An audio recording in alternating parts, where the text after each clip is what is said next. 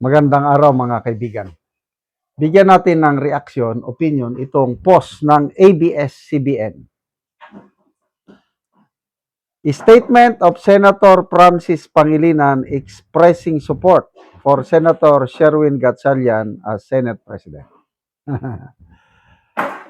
We, sabi niya, of the Senate Block 11 or Solid Block 11, SB pala is Solid Block, all want Senator Sherwin Gatchalian to become Senate President. He has proven, especially during the deliberation on the 2026 national budget, that he can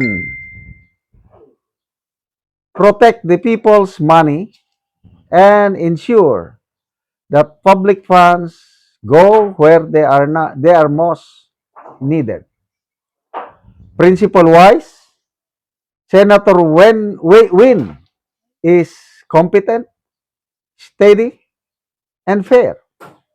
In real politics, he can unite a broader, reform-oriented Senate that is more balanced, more accountable, and acceptable even to some members of the current majority. Even current Senate President Cayetano has said he might vote for Senator Win as Senate President. Ano ba ito? Statement yan ni Senator Kiko Pangilinan. Tingnan natin ang people's reaction.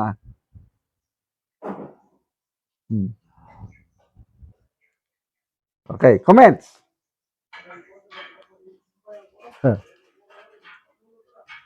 Richard Lizardo. Alan Cayetano fits and so far the best presider to handle the ongoing impeachment hearing on BP Sara. With due respect to non-lawyers who ambition the post, wag muna ngayon. Marami pang panahon. Just wait and the right timing. Wag mag-agawan. Esther, may the majority block with the SP leadership through Attorney Senator Alan Peter Cayetano push through his mandate as the current Senate President to lead the Senate, even if others can, but an attorney can do best that one who's not with such as SP Alan Cayetano has. His knowledge on law counts so much in terms of good decision making. So maraming comment dito, hindi sila sang-ayon dito sa panawagan o kagustuhan ba ni Senator Kiko Pangilinan na gawing Senate President si Gatchalian. Unang comment ko dyan, ibig sabihin, wala na siyang tiwala kay Soto.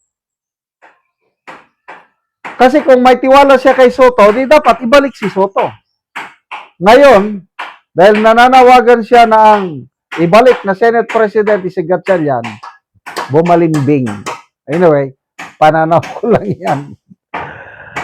Ibinasura na si Soto. Ayaw niya na kay Soto. Bakit? Hindi naman siya abogado. Legal luminary man lang siya. Kaya lang, problema, yung sinabi niya na even SP Cayetano would vote for Gatchalian to become a president. Siguro, noon, nung hindi pa Senate President si Cayetano. Siguro, noong unang panahon pa, nabanggit niya. But right now, na siya na ang SP, bakit niya bobotohan? Example, magkaroon ng motion. I move that all position declared vacant. Kagaya nang nangyari noong May 11. And then, kanya-kanyang nominate. May nag-nominate kay Gatchalian. Paano ngayon boboto si SP Cayetano? Alangan naman na iiwanan niya yung Brave 13. Kaya, hindi ako believe dito sa statement na ito ni Senator Kiko Pangilinan. Parang nananaginip. Gusto lang nila talagang palitan ang SP leadership ngayon. Kita mo, so this will be a continuing, anong tawag to? Sabi ni Lacson, continuing crime. Dahil ang mga powers that be, okay, basihan natin ito, yung kay Senator Aimee Pasabog, plano pala ng Malacanang na i-extend ang term ng Pangulo. Dapat mag-end 2028. Hindi pwede. I-extend daw hanggang 2031. Paano yon? Kailangan ng Constitutional Assembly. Charter change. Kailangan ang Kamara at ang Senado, they will constitute themselves as an isang assembly para baguhin ang konstitusyon. Mangyayari lang yon kung mapalitan nila yung Brave 13. Mangyayari lang yon kung may maiupo sila na bagong Senate President.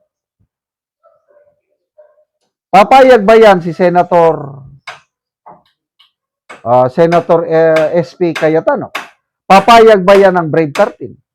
Kaya pala, nagbitiw ng mabigat na salita si SP Cayetano. Sabi niya, we are willing to cooperate with anybody as long as it is for the interest of the majority ng taong bayan.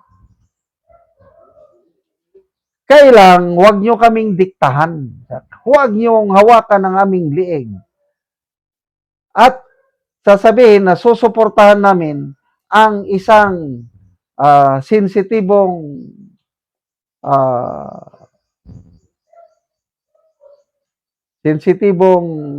what's this?